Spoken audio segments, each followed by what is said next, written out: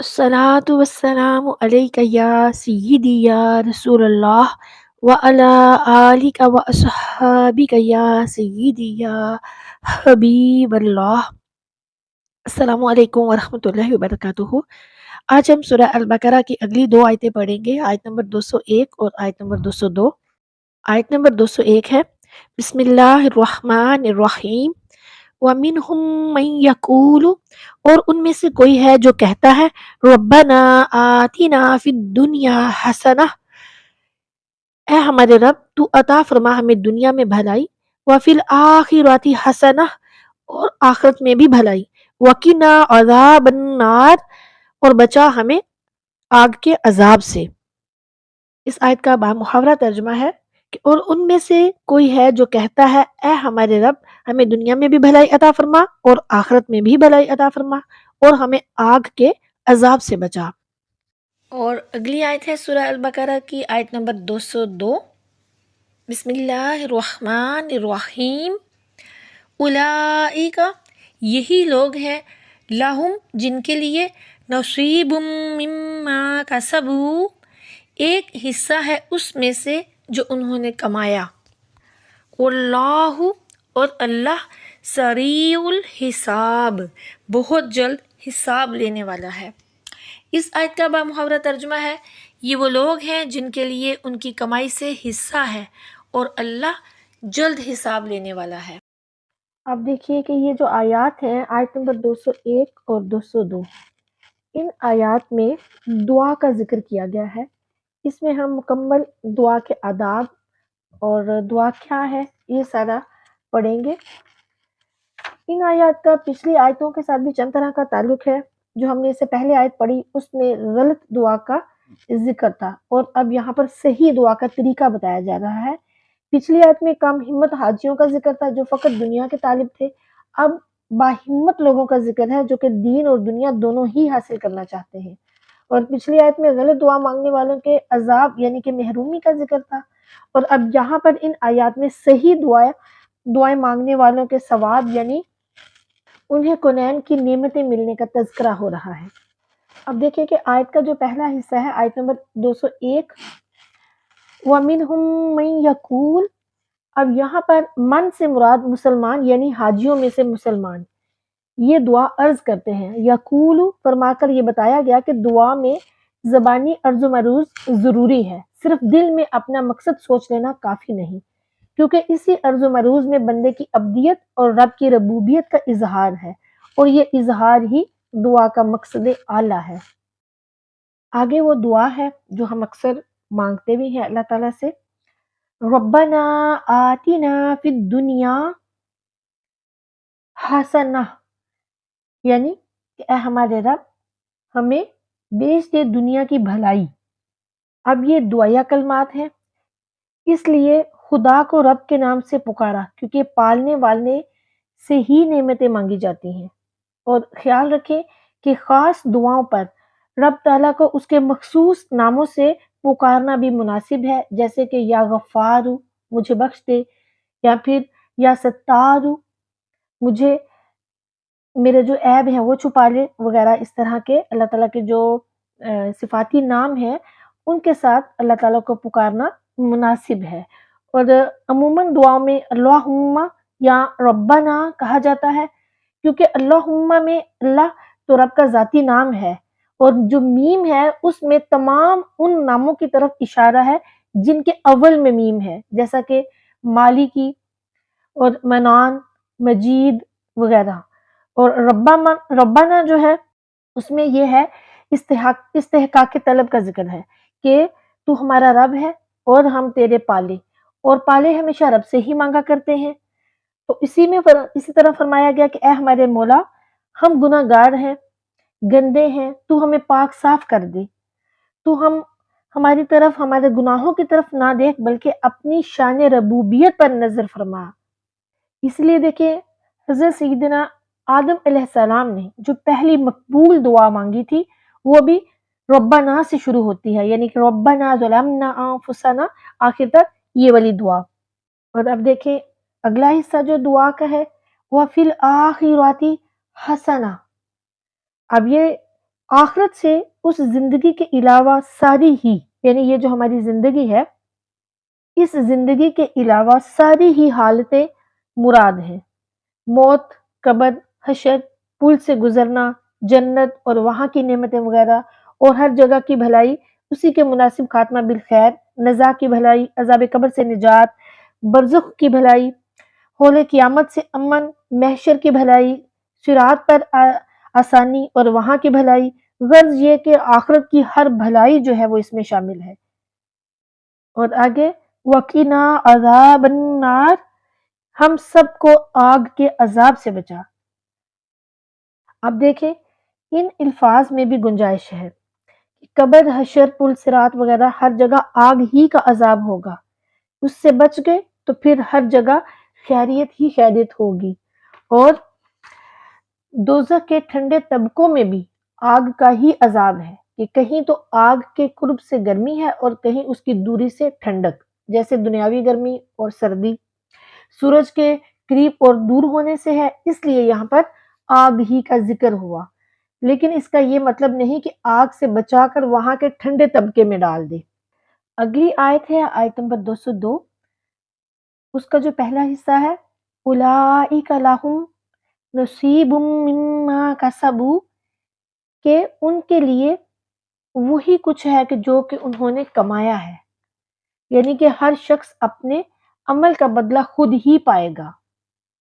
یعنی ان مسلمانوں کو اپنے کمائے ہوئے اعمال کا بڑا ثواب ملے گا، یا ان دونوں گروہوں کو اپنے اپنے اعمال کا حصہ ملے گا،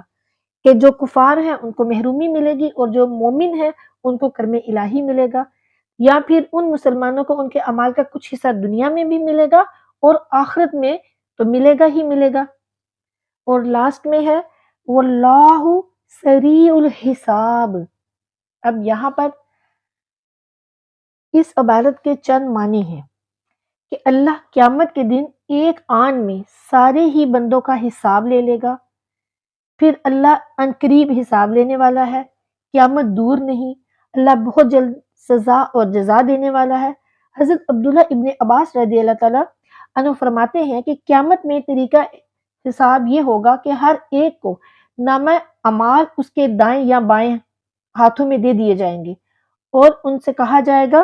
کہ تو اپنا نامہ اعمال خود ہی پڑھ کر خود ہی حساب کر لے، مگر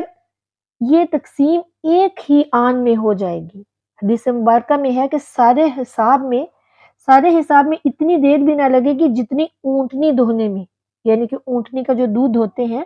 اتنی دیر بھی نہیں لگے گی۔ رہا وزن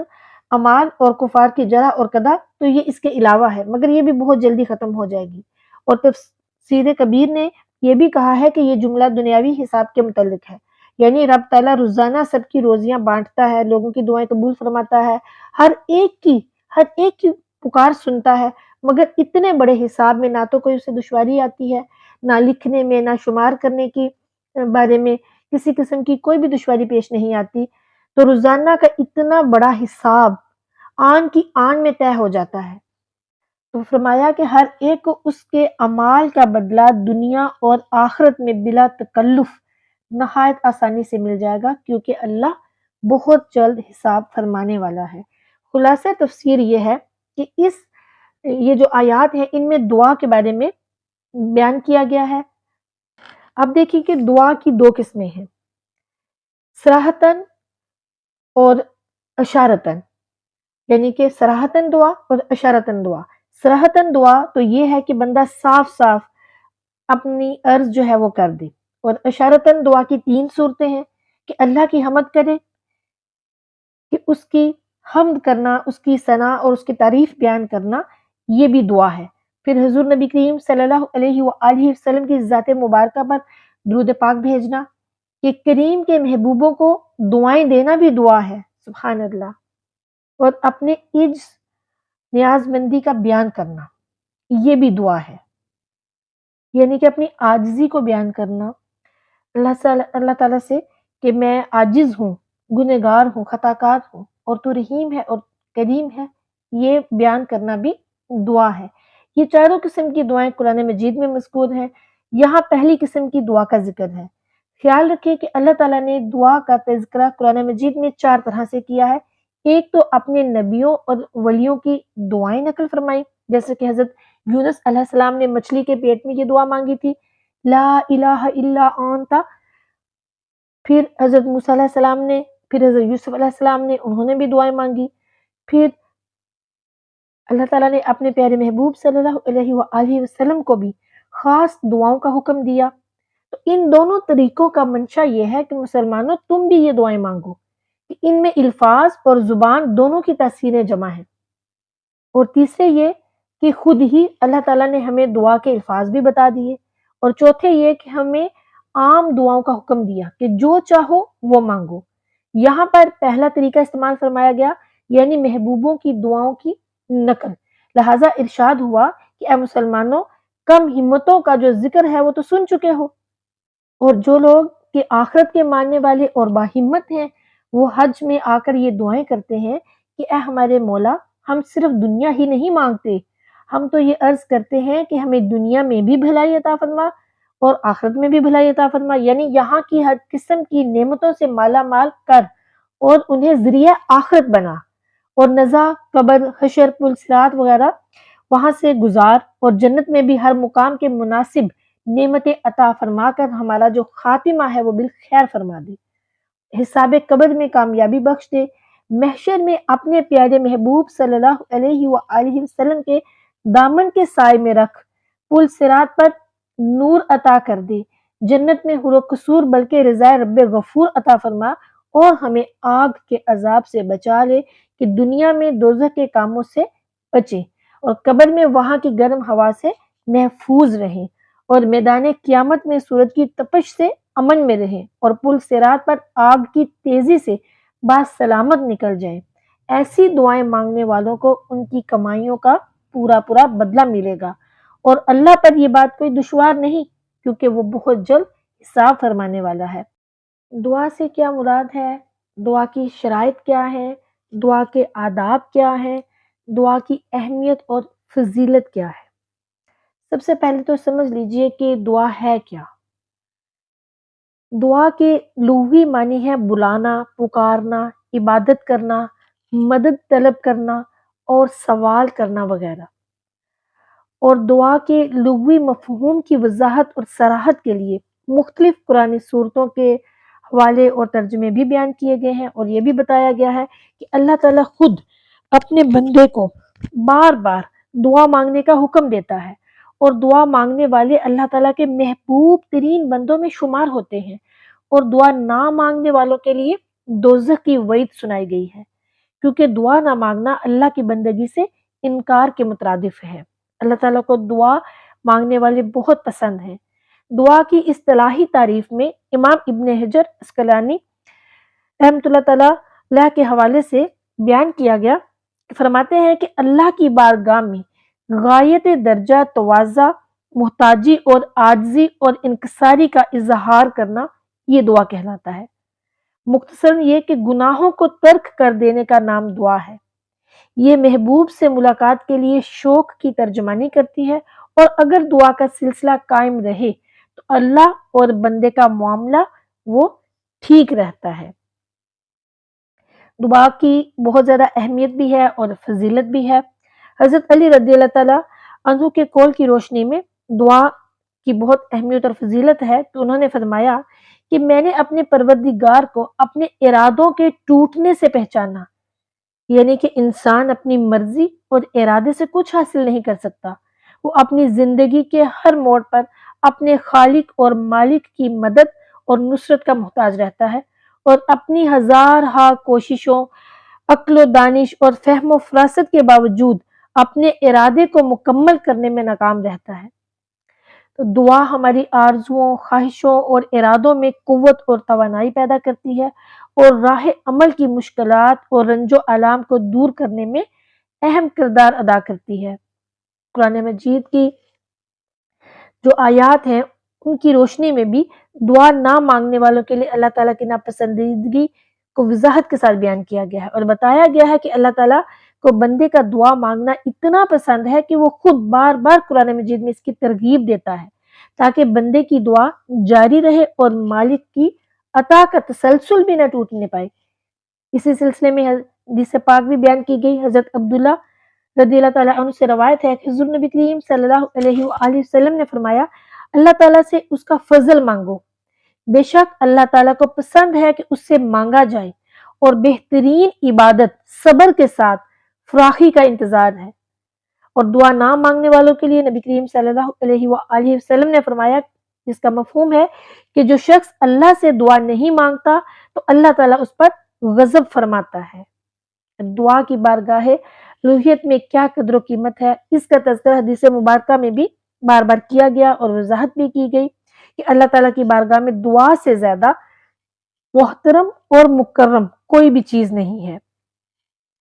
مزید احادیث جن میں نبی کریم صلی اللہ علیہ وآلہ وسلم کے فرمانے علی شان کہ دعا ہر عبادت کا مغز ہے، دعا کے ذریعے تمام حاجات پوری کی جاتی ہیں، دعا انسان کی بنیادی ضرورتوں کی کفیل ہوتی ہے،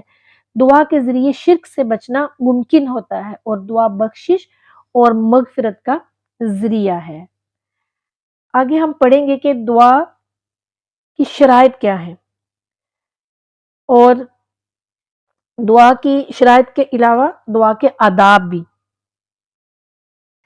تو دعا کی جو شرائط ہے یعنی شرائط دعا سے مراد یہ ہے کہ کن کن آداب کو ملحوظ رکھا جائے تو دعائیں قبول ہوتی ہیں. حالانکہ اللہ تعالیٰ تو ہر مانگنے والے کو عطا فرمانے والا ہے، لیکن کچھ شرائط جو ہیں وہ بتائی گئی ہیں، تو دعا مانگتے ہوئے ان باتوں کا خیال رکھنا ضروری ہے. سب سے پہلے تو یہ کہ صرف دنیا ہی نہیں مانگی جائے گی دعا میں، یعنی کہ جب بھی دعا مانگے تو دنیا یعنی صرف دنیا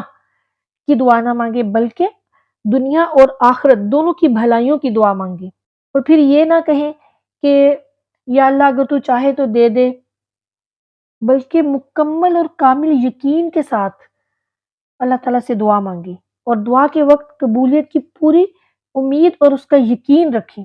اور مایوسی کی دعا غیر مقبول ہوتی ہے، اس لیے مایوس ہو کر دعا نہ مانگے، اور کبھی بھی اپنے لیے بد دعا نہ کریں، اور پھر اللہ تعالیٰ سے عدل نہ مانگے بلکہ اس سے اس کا فضل اور کرم مانگے. حدیث مبارکہ میں ہے کہ نبی کریم صلی اللہ علیہ وآلہ وسلم ایک بیمار صحابی کی مزاج پرسی کے لیے تشریف لے گئے تو ان کو سخت بیمار اور کمزور پایا. تو پیارے آقا کریم صلی اللہ علیہ وآلہ وسلم نے فرمایا کہ کیا تم نے اپنے لیے بد دعا کی تھی؟ تو انہوں نے عرض کیا کہ یہ کہا کرتا تھا کہ خدایا مجھے گناہوں کی سزا دنیا میں ہی دے دے اور آخرت کے عذاب سے بچا لے. تو نبی کریم صلی اللہ علیہ وآلہ وسلم نے فرمایا اس کا مفہوم ہے کہ ایسی دعا بالکل بھی نہ مانگی جائے، بلکہ اللہ تعالیٰ سے اس کا فضل مانگا جائے، دنیا کے لیے بھی اور آخرت کے لیے بھی، یعنی دنیا اور آخرت دونوں کی بھلائی کی ہمیشہ دعا مانگی جائے. اور جو دعا ہے ہمیشہ اخلاص نیت کے ساتھ کی جائے. رزق حرام کمانے اور کھانے سے دعائیں قبول نہیں ہوتی، اس لیے رزق حلال کو قبولیت دعا کی بنیادی شرط بھی قرار دیا گیا ہے. اور گناہوں سے توبہ کرنا، اللہ سے معافی مانگنا بھی دعا کرنے سے پہلے ضروری ہے. اور سمجھانے کے لیے بنی اسرائیل قوم کا ایک واقعہ بھی ہے جس میں بتایا گیا ہے کہ اگر دعا مانگنے والوں میں کوئی چغل خور موجود ہو تو اللہ تعالیٰ اس کی وجہ سے باقی تمام لوگوں کی بھی دعائیں قبول نہیں فرماتا. اس لیے دعا مانگنے سے پہلے ان تمام شرائط کو ملحوظ خاطر رکھیں. امام غزالی رحمۃ اللہ تعالیٰ علیہ نے بھی دعا کے کچھ ظاہری اور باطنی آداب بتائے ہیں. باطنی آداب میں توبہ، حضور قلب، توکل علی اللہ اور نا امیدی سے دوری شامل ہے، جبکہ ظاہری آداب جو ہیں ان میں نماز، روزہ، صدقہ خیرات، طہارت، قبلہ رو ہونا، خوشبو لگانا، مست آواز رکھنا، ہاتھوں کو اٹھانا یعنی دونوں ہاتھوں کو اٹھا کر دعا کرنا، اور دعا کے بعد اپنے جو ہاتھ ہیں ان کو چہرے پر پھیرنا، اور حمد و ثنا اور درود و سلام ان کو مقدم رکھنا یہ شامل ہیں. اچھا یہ بھی سمجھ لیجئے کہ جب دعا مانگے تو بے صبری نہ دکھائیں، یعنی کہ آپ نے ادھر دعا مانگی، آپ کہیں میں نے ابھی ابھی دعا مانگی ہے اور فوراً سے پہلے قبول ہو جائے تو بے صبری نہیں کرنی. اور دعا یا کلمات جو ہیں ان کو 3 بار دہرایا جائے، اور اپنے نیک اعمال کو یاد کر کر دعا کی جائے، اور اپنے گناہوں پر ندامت اور آنسو بہا کر اللہ تعالیٰ سے دعا کی جائے. اچھا دعا کے کچھ اوقات ہیں جو بیان کیے گئے ہیں علماء کی طرف سے کہ ان جو اوقات میں دعا مانگی جائے تو قبول ہوتی ہے۔ سب سے پہلے تو یہ قرآن مجید میں کون سے اوقات ہیں جن کا تذکرہ کیا گیا ہے کہ ان اوقات میں اگر دعا مانگے گے تو قبول ہوگی۔ سحری کے وقت، عرفہ کے دن، رمضان المبارک کے مہینے میں، جمعے کے دن میں،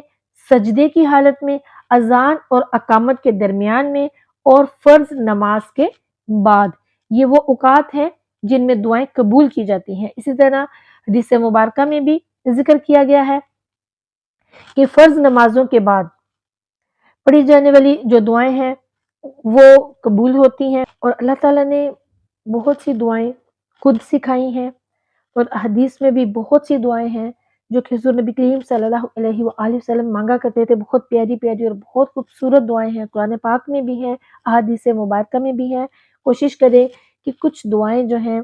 جو ایزیلی آپ یاد کر سکیں ان کو یاد کریں، اور وہی دعائیں فرض نمازوں کے بعد کی بھی کچھ دعائیں ہیں تب مانگیں، سجدے میں مانگیں، اور اس کے علاوہ بھی اللہ تعالیٰ سے مانگتے رہیں۔ جب بھی آپ کو موقع ملے تو وہ دعائیں جو ہیں وہ یاد کر لیں اور وہی دعائیں اللہ تعالیٰ سے مانگا کریں۔ حدیث مبارکہ میں بہت پیاری بہت خوبصورت دعائیں جو حضور نبی کریم صلی اللہ علیہ وآلہ وسلم سے منقول ہیں، نبی کریم صلی اللہ علیہ وآلہ وسلم بھی مانگا کرتے تھے، اور ہمیں چاہیے کہ ہم بھی وہ دعائیں جو ہیں وہ مانگیں۔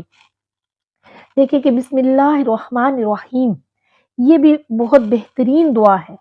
کہ اس کے پڑھنے سے ہر کام میں برکت ہوتی ہے اور برے کاموں سے دوری نصیب ہوتی ہے، اور اس بسم اللہ اس کی بہت زیادہ فضیلتیں بھی ہیں۔ اور سورہ فاتحہ بھی دعا ہے۔ قرآن پاک کا آغاز سورہ فاتحہ سے ہوتا ہے۔ ہم جب نماز ادا کرتے ہیں تو اس میں بھی سورہ فاتحہ جو ہے اس کو مست پڑھنا ہوتا ہے، اور بہت بہترین دعا ہے، اور اس کو بھی ہر وقت پڑھتے رہا کریں۔ پھر ابھی جو اس آیت میں ہم یعنی آیت نمبر 201 میں ہم نے جو دعا پڑھی دنیا اور آخرت کی بھلائی، تو یہ بہترین دعا ہے جس میں ہم دنیا اور آخرت دونوں کی بھلائی کی دعا کر رہے ہیں۔ تو اس دعا کو یاد کر لیں اور کوشش کریں کہ ہر فرض نماز کے بعد اس کو ضرور مانگا کریں۔ اور استقامت اور ثابت قدمی کے لیے اور بھی قرآنی دعائیں ہیں۔ سورہ آل عمران کی آیت نمبر 8 میں بھی ہے، اور سورہ الاعراف کی آیت نمبر 126 میں بھی دعائیں ہیں۔ پھر نقصان سے بچنے اور نجات حاصل کرنے کے لیے بھی دعائیں ہیں، سورہ اعراف کی آیت نمبر 23 میں، اور حضرت آدم علیہ السلام کے نام سے بھی مشہور ہے۔ اور نماز میں استقامت کے لیے بھی دعا ہے۔ حضرت ابراہیم علیہ السلام کی دعا کی گئی ہے قرآن مجید میں، جو کہ سورہ ابراہیم کی آیت نمبر 40 میں ہے۔ اور پھر سورہ حشر کی آیت نمبر 10 میں کینہ اور بغض سے نجات حاصل کرنے کے لیے دعا ہے۔ تو کوشش کریں ان دعاؤں کو یاد کر لیں۔ پھر مرحومین کی مغفرت کے لیے قرآنی دعا ذکر کی گئی ہے، جو کہ سورہ مومنون کی آیت نمبر 109 میں ہے۔ اس کے علاوہ سورہ البقرہ کی آخری آیت میں موجود دعا کو بھی مغفرت کی دعا کے طور پر ذکر کیا گیا ہے۔ اور اس کے علاوہ بھی علم میں اضافہ، نیک اولاد کے لیے، اور آخرت کی رسوائی سے بچنے کے لیے، اور اپنے علم میں اضافے کے لیے یعنی فتح اور نصرت حاصل کرنے کے لیے کافی زیادہ دعائیں ہیں۔ کوشش کریں کہ کچھ یاد کر لیں اور فرض نمازوں کے بعد بھی پڑھا کریں، اور اس کے علاوہ بھی پڑھنے کی کوشش کیا کریں۔ اللہ تعالیٰ کو دعائیں مانگنا بہت پسند ہے۔ کوشش کریں کہ یاد کریں اور گڑ گڑا کر، اور یہ بھی کوشش کریں کہ جب آپ یہ دعائیں یاد کریں تو ان کے ساتھ ترجمے بھی یاد کریں، یعنی کہ صرف عربی یاد نہ کریں، عربی کے ساتھ ترجمہ بھی یاد کریں، تاکہ آپ کو پتہ چلے کہ آپ جو عربی پڑھ رہے ہیں اس کا ترجمہ کیا ہے، آپ جو دعا مانگ رہے ہیں اس کا مطلب کیا ہے۔ جب تک مطلب پتہ نہ ہو تب تک مزہ نہیں آتا۔ تو جب مطلب پتہ ہوگا، آپ عربی پڑھ رہے ہوں گے، آپ کو اس کا مطلب پتہ ہوگا کہ ہم اللہ سے کیا مانگ رہے ہیں، تو پھر اس کا آپ کو مانگنے کا بھی مزہ آئے گا۔ اللہ تعالیٰ ہم سب کو دنیا اور آخرت کی بھلائیاں عطا فرمائے، آمین۔ اچھا، اب یہاں دیکھیے کہ کچھ ایسے لوگ ہیں جو احادیث اور قرآن کی روشنی میں بتایا گیا ہے کہ کن لوگوں کی دعائیں جلد قبول ہوتی ہیں۔ نمبر 1، مظلوم، مسافر اور والد کی دعا جلد قبول ہوتی ہے۔ اور نمبر 2، غائب شخص کی دعا، یعنی جو کسی کی غیر موجودگی میں اس کے لیے دعا کرے، یعنی کہ جیسے کہ آپ اپنے ایک دوست کے لیے، اپنے بھائی بہن کے لیے، یا پھر امت مسلمہ کے لیے جو کہ آپ کے پاس نہیں ہے، آپ کے سامنے نہیں ہے، وہ غائب شخص ہے، تو آپ اس کے پیچھے اس کے لیے دعا کریں تو وہ بھی قبول ہوتی ہے۔ اور روزہ دار کی دعا قبول ہوتی ہے، اور عادل حکمران کی دعا قبول ہوتی ہے، مجاہد کی دعا قبول ہوتی ہے، اور حاجی کی دعا قبول ہوتی ہے، اور بیمار جو شخص ہے اس کی دعا قبول ہوتی ہے۔ اس لیے کہتے ہیں کہ جب بھی کبھی بیمار سے ملنے جائے تو اس سے اپنے لیے دعائیں کروایا کریں، اور عفو درگزر کرنے والے کی دعائیں قبول ہوتی ہیں، یعنی کہ جو کہ معاف کرنے والے ہیں ان کی بھی دعائیں قبول ہوتی ہیں۔ کوشش کریں کہ خود بھی دعائیں کریں، غائب اپنے بہن بھائیوں کے لیے، اور جو بیمار ہیں جب ان کے پاس جائیں ان سے بھی دعا کروائیں، اور اپنے والدین کی اتنی خدمت کریں کہ وہ بھی آپ کے لیے بہت دعائیں کریں، اور اپنے والد کی خدمت کریں کیونکہ والد کی دعا قبول ہوتی ہے۔ اس کے علاوہ دیکھیں کہ بہت سی ایسی دعائیں ہیں جو کہ یعنی مسنون دعائیں ہیں روزمرہ کی زندگی کی، تو ان میں سے بھی چھوٹی چھوٹی سی دعائیں خود بھی یاد کریں، اپنے بچوں کو بھی یاد کروائیں تاکہ ان کو بھی عادت پڑے۔ جیسے کہ اذان سنتے ہیں تو اذان دہراتے ہیں، اس کے بعد دعا کرتے ہیں، مسجد میں جائیں تو دعا کرنی ہے، مسجد سے نکلنے کی دعا ہے، گھر میں داخل ہونے کی، گھر سے باہر نکلنے کی، بازار میں جانے کی، سفر کی دعا، وہاں سے واپسی کی دعا، پھر قبروں کی زیارت کرنے جائیں تو وہ دعا، مریض کی عیادت کی دعائیں، کھانا کھانے سے پہلے کی دعا، کھانا کھانے کے بعد کی دعا، چھینکتے وقت کی دعا، بیت الخلاء کی جائیں تو اس وقت باہر سے جو دعا کھڑے ہو کے پڑھتے ہیں وہ والی دعائیں، نیا چاند دیکھنے کی دعائیں، آئینہ دیکھنے کی دعائیں، نیا لباس پہننے کی دعائیں، یہ کافی دعائیں ہیں، سونے اور جاگنے کی دعائیں، یہ کافی زیادہ دعائیں ہیں جو کہ ہیں چھوٹی چھوٹی سی دعائیں ہیں لیکن فضیلت بہت زیادہ ہے، شیطان کے شر سے ہمیں دعائیں بچاتی ہیں، اور اللہ تعالیٰ کا فضل اور کرم حاصل ہوتا ہے، اور اللہ تعالیٰ راضی ہوتا ہے کہ میرا بندہ ہر جگہ پر مجھے یاد کر رہا ہے اور مجھ سے مانگ رہا ہے اور مجھ سے دعا کر رہا ہے، تو اللہ تعالیٰ کتنے راضی ہوتا ہے۔ مختصر یہ کہ اللہ تعالیٰ کو دعا مانگنا بہت پسند ہے، اور دعا میں صرف دنیا نہیں مانگنی، آخرت بھی مانگنی ہے، دنیا کی بھلائی اور آخرت کی بھلائی دونوں کی ہی دعا مانگنی ہے۔ اور دیکھیں جو مومن ہے اس کی دنیا بھی بہتر ہے کیونکہ وہ اسے بھی دین ہی کے لیے حاصل کرتا ہے، اسی لیے دنیاوی بھلائیاں مانگنے کا حکم دیا گیا ہے، اور بڑی ذات اللہ رب العزت کی سب سے بڑی ذات ہے، تو آپ دل کھول کے مانگے اور جتنا چاہے مانگے، ہر وقت مانگے، بلکہ اس کو پسند ہے ہمارے رب کو کہ مجھ سے ہر وقت دعا مانگی جائے، مجھ سے ہر وقت میرا بندہ مانگتا رہے۔ کتنی عجیب سی بات ہے نا کہ ہم دنیا میں کسی سے 1 2 3 بار کچھ مانگتے ہیں تو وہ ناراض ہو جاتا ہے، لیکن وہ ہمارا رب کتنا رحیم اور کریم ہے، اس سے ہم جتنا زیادہ مانگتے ہیں وہ اتنا زیادہ ہی خوش ہوتا ہے۔ یہاں پر ایک بات کا خیال رکھیے کہ دعائیں ہمیشہ نیک اور جائز مانگنی چاہیے، ناجائز دعائیں اور گناہ کی دعائیں، کسی کا برا سوچنا یعنی کسی کے لیے بلا وجہ بد دعائیں حسد کی وجہ سے مانگنا، یہ سب گناہ ہے، تو یہ دعائیں بالکل بھی نہیں مانگی جائیں گی۔ نبی کریم صلی اللہ علیہ وآلہ وسلم نے فرمایا کہ اللہ تعالیٰ کے نزدیک کوئی چیز دعا سے بزرگ تر نہیں ہے۔ پھر ایک اور روایت میں فرمایا کہ دعا مصیبت اور بلا کو اترنے نہیں دیتی۔ پھر فرمایا کہ دعا مسلمانوں کا ہتھیار، دین کا ستون اور آسمان اور زمین کا نور ہے۔ دعا کرنے سے گناہ معاف ہوتے ہیں، دعا عبادت کا مغز ہے، اللہ تعالیٰ دعا کرنے والے کے ساتھ ہوتا ہے۔ سبحان اللہ، دعا رحمت کی چابی ہے، دعا قضا کو ٹال دیتی ہے، دعا بلا کو ٹال دیتی ہے۔ اور ایک جگہ پہ فرمایا کہ جسے دعا کرنے کی توفیق دی گئی اس کے لیے رحمت کے دروازے کھول دیے گئے۔ سبحان اللہ، سبحان اللہ۔ اللہ تعالیٰ ہمیں خوش و خضوع کے ساتھ، عاجزی اور انکساری کے ساتھ دعا مانگنے کی توفیق عطا فرمائے، اپنے گناہوں کی دعا مانگنے کی توفیق عطا فرمائے، اچھے اور نیک اعمال کی توفیق عطا فرمائے، آمین ثم آمین۔ حضور نبی کریم صلی اللہ علیہ وآلہ وسلم کی جیسے میں نے آپ کو بتایا کہ بہت خوبصورت اور بہت جامع دعائیں ہیں جو کہ حدیث میں ہیں۔ ایک بہت خوبصورت ایک جامع دعا تو بہت ہی خوبصورت ہے کہ اے اللہ مجھے ایمان اور تقوی، صحت اور عافیت، خوشیوں اور خوشحالیوں والی لمبی زندگی عطا فرما، جان، مال، عزت اور اہل خانہ کے حوالے سے برے وقت اور آزمائش سے محفوظ فرما، عافیت کے ساتھ ایمان پر خاتمہ، نزا میں آسانی، قبر اور جہنم کے عذاب سے حفاظت، محشر کی گھبراہٹ سے امن اور جنت الفردوس میں بے حساب داخل فرما۔ یہ اتنی خوبصورت دعائیں ہیں، اس طرح کی دعائیں اپنے لیے لازمی مانگا کریں۔ اللہ تعالیٰ یہ ساری دعائیں ہمارے لیے، ہمارے والدین کے لیے، ہمارے بہن بھائیوں کے لیے اور پوری امت مسلمہ کے لیے قبول فرمائے، آمین ثم آمین۔ اب دیکھیں کہ صوفیہ کرام ان آیات کی تفسیر میں کیا فرماتے ہیں۔ صوفیہ کرام فرماتے ہیں کہ بے وقوف لوگ باغ میں پہنچ کر وہاں کے پتوں اور کانٹوں اور سبزی وغیرہ میں مشغول ہو کر پھول کو بھول جاتے ہیں اور دل بہلانے والی چیزوں یعنی کہ گھاس پتے وغیرہ پر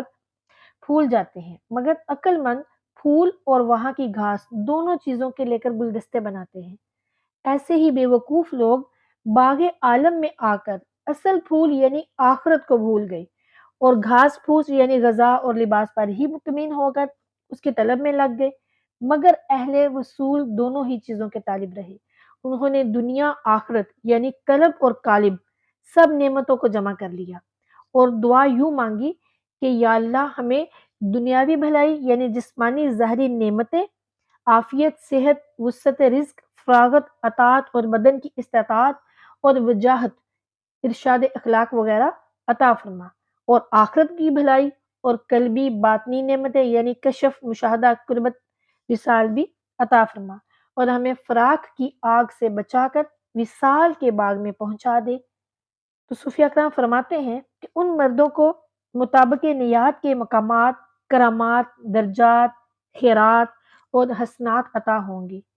کہ ہم حساب سے بقدر ہمت ہی عطا فرماتے ہیں۔ صوفیہ کرام کے نزدیک